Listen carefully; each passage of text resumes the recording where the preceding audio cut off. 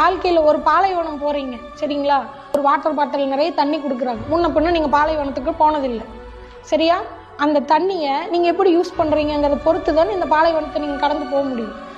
ஒரு தடவை பாலைவனத்தை கடந்தவனுக்கு அந்த தண்ணியோட வேல்யூ தெரியும்.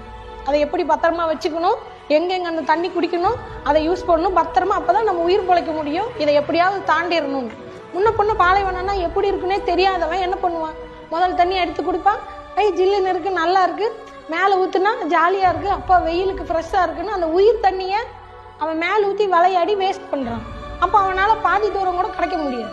கொஞ்சம் தூரம் போக போக தான் அந்த தண்ணியோட அருமை தெரியும். ஐயோ எனக்கு தெரியலையே, அந்த தண்ணி இருந்தால் இப்போ குடிச்சிருக்கலாமே, நான் விளையாடி அந்த தண்ணி வேஸ்ட் பண்ணிட்டேனே, எனக்கு இதோட அருமை தெரியலையே. நீ அழுதாலும் பிறந்தாலும் என்ன பண்ணாலும் திரும்ப அந்த தண்ணி கிடைக்காது. இதே தான் உன் லைஃபும். எல்லாரும் ஒரு தடவை பிறக்கிறோம், இந்த வாழ்க்கையை கிடக்கிறோம்.